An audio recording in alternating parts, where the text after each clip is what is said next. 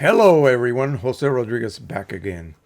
Are you the owner of a Pro 200 or a Pro 300 and you are refilling these cartridges? Well, the 300 uses cartridges that are basically identical to the ones for the Pro 10, and those are usually refilled by simply flipping them upside down, dribbling ink on top of that port, and then you keep track of the weight until it reaches just under 32 grams. And at that point, you're good to go. You can pop it back into the printer and continue printing. The problem with those cartridges for the 300 is that the chips are not resettable. So you have to disable them, and there's a process to do that. Once you do that, now you have no clue how much physical ink is inside that cartridge.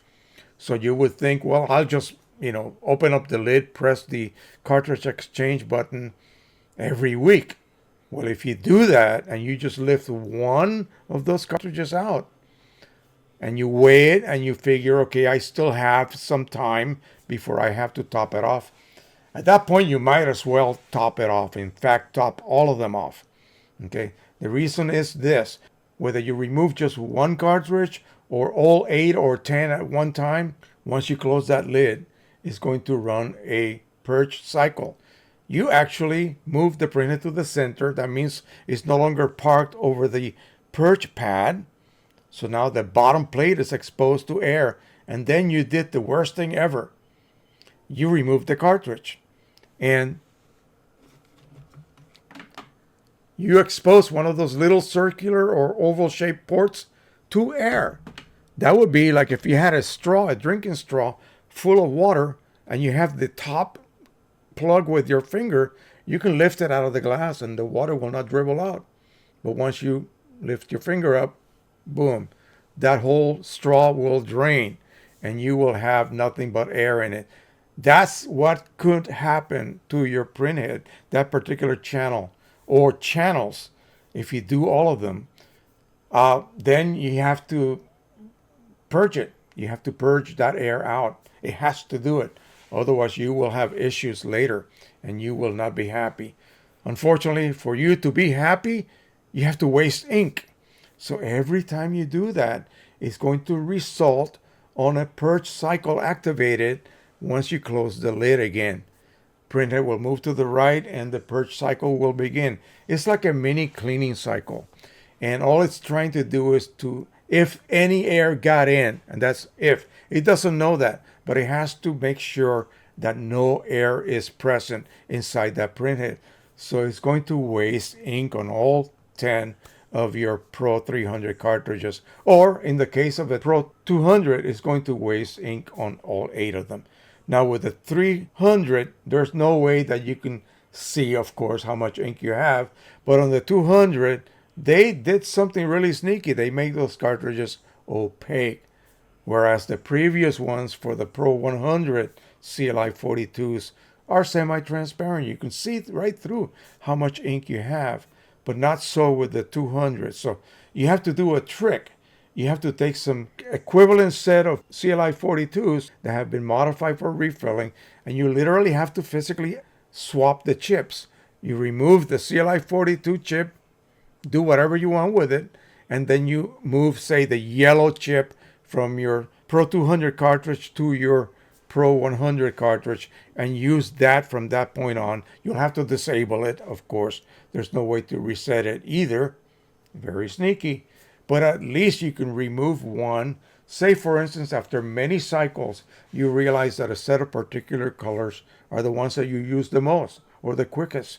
So those are the ones you're going to be checking. Set yourself a schedule of every 2 to 3 weeks, even a month, depends on how much you print, and just top them all off. That way, only once a month do you expose your printhead to air.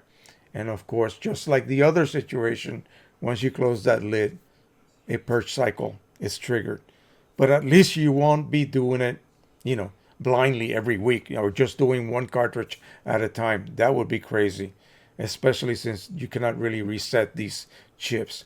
You have to rely on a schedule. You set it for yourself, and you want to minimize the number of top offs that you perform. say within 6 months. So if it takes you normally 2 months to have a cartridge before, that's before you did the disabling, to become low to the point where it's getting dangerous now, then you know that every couple of months, if you keep printing at the same rate you're printing, then you go ahead and set yourself a schedule every 2 months. You top all of them off. Or you have a second set already topped off, already disabled and ready to go. And you can then swap the whole set at once and then close the lid. Again, you gotta take that so-called purge cycle. That's part of the game. There's no way to avoid that. People are asking, how can I avoid that? Well, you can't. There's no way to avoid that.